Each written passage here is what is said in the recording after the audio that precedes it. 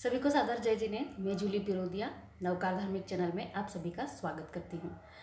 अब तक हमने समायक के 32 दोषों में से 10 मन के और 10 वचन के दोषों को विस्तृत रूप से जाना है। आज हम काया के 12 दोषों पर हम चर्चा कर रहे हैं।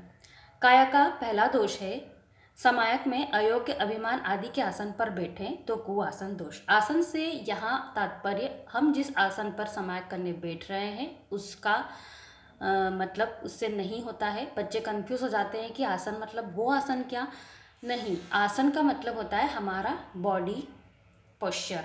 हम किस पोस्चर में, किस पोजीशन में समायक करने बैठ रहे हैं। यदि हमारी पोजीशन ऐसी अभिमान युक्त नज़र आ रही है या अयोग्य है, गुरु भगवंतों के सामने, साधु भगवंतों के सामने हम इस तरह से बैठ रहे हैं कि हमारा अभिमान नज़र आ रहा है, पैर के ऊपर पैर रख कर बैठ रहे हैं या ऐसा अकड़ कर बैठ रहे हैं, विनम्रता पूर्वक हमें बैठना चाहिए, तो वहाँ हमारा, यदि हम ऐसे अकड़ कर बैठते हैं या अयोग्य तरीके से बैठते हैं तो कुआसन दोष लगता है।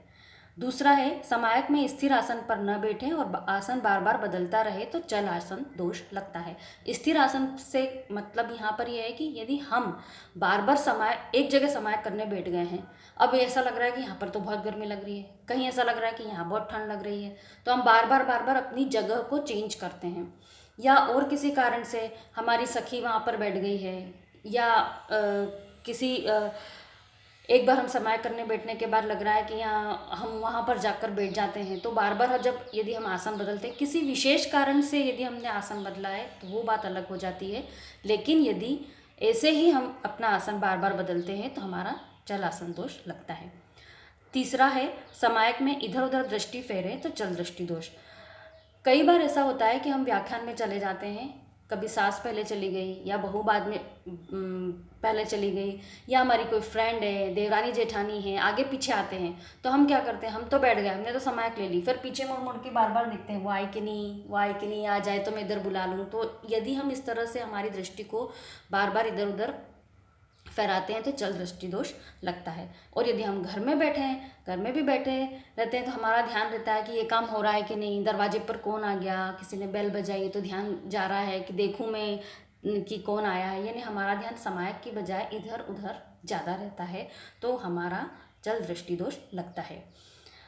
चौथा है समायक में सावध्य क्रिया या घर कार्य करें तो सावध्य क्रिया दोष लगता है। इस लाइन से ही हमें स्पष्ट हो रहा है कि यदि हमें सावध्य क्रिया का मतलब होता है 18 पाप युक्त कार्य, हम समायक में 18 पापों का त्याग करते हैं, तो इससे रिलेटेड कोई भी काम हमें समायक में नहीं करना चाहिए।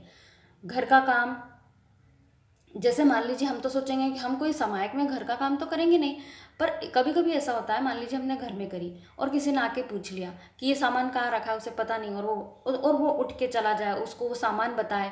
या ऐसा भी हो सकता है कि कोई पूछ ले कि आज खाने में क्या बनाना है, या और भी कोई बात घर से रिलेटेड कोई बात उसके पूछे और वो उठकर वहाँ जाए या बताए या किसी भी प्रकार का उसको जवाब दे, और खुद भी यदि कोई घर का कार्य कर ले, तो इस तरह से हमें सावध्य क्रिया दोष इसमें लगता है।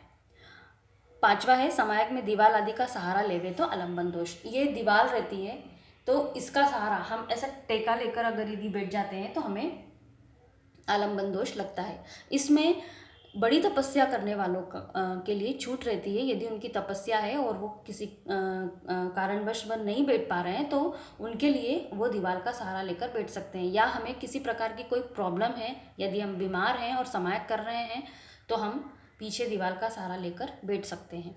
बाकी हमें अच्छी स्थिति में दीवार का सहारा लेकर समायक नहीं करनी चाहिए।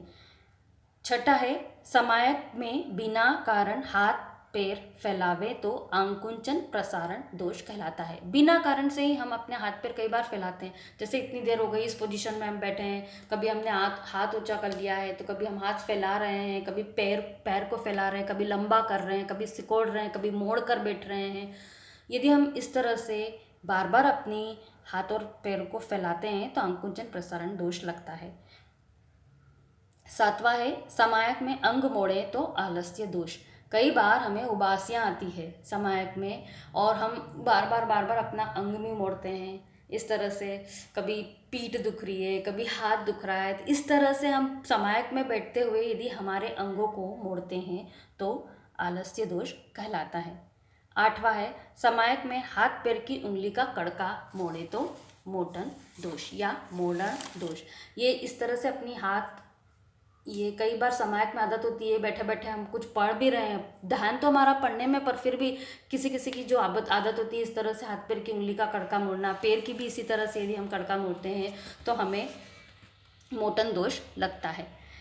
9वां है गले या गाल पर हाथ लगाकर शोक आसन की स्थिति में बैठे तो विमाशन दोष। ये इस तरह से यदि हम बैठ जाते हैं, ऐसे बैठ गए गले या गाल पर, ये ऐसे बैठ गए शोक की स्थिति में, कुछ विचार कर रहे हैं, पढ़ रहे हैं तो भी हम इस तरह की स्थिति में बैठ गए हैं शोकासन की स्थिति में, तो ये हमारा विमाशन दोष लगता है। 10वां है समायक में मेल उतारे तो मल दोष।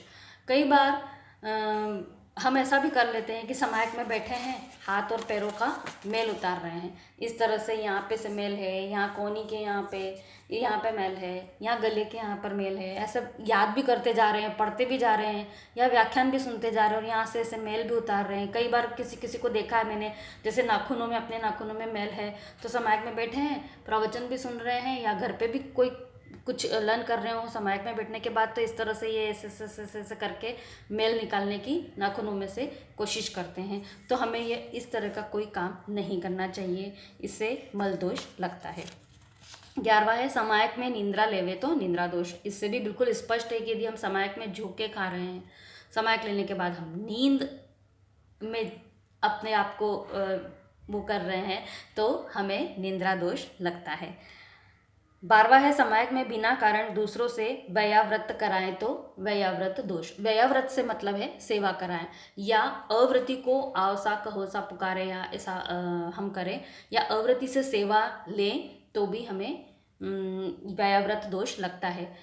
जैसे मान लीजिए कि मैं समायक में हूँ और मुझे किसी प्रकार की तकलीफ हो रही है, पैर दुख रहे हैं या हाथ दुख रहे हैं, और मैं अव्रति से, जिसने समायक नहीं ली, उससे अगर मैं किसी प्रकार की सेवा करवा रही हूँ या उसको बोल रही हूँ कि ये किताब मुझे दे दो, ये वहाँ से लाकर मुझे ये सामान दे दो, तो मुझे इस प्रकार की सेवा नहीं करवानी चाहिए। बहुत आवश्यक हो या हमें किसी प्रकार की कोई बहुत ज़्यादा प्रॉब्लम हो रही हो या हम कोई चीज़ लेना भूल गए और हमें लेना है, तो हमें ऐसा ध्यान रखना चाहिए कि जो समायक में है उसी को बोल के हम अपना काम करवाएं, वो भी बहुत आवश्यक हो तब, वरना हमें सेवा कार्य भी नहीं करवाना चाहिए। इस तरह काया के हमारे 12 दोष यहाँ कंप्लीट हो जाते हैं। यदि आपको इसमें भी और कुछ समझ में नहीं आता है तो आप कमेंट्स बॉक्स में पूछ सकते हैं। मेरे चैनल को सब्सक्राइब जरूर कीजिए, लाइक ज़रूर कीजिए। धन्यवाद। जय जिनेंद्र।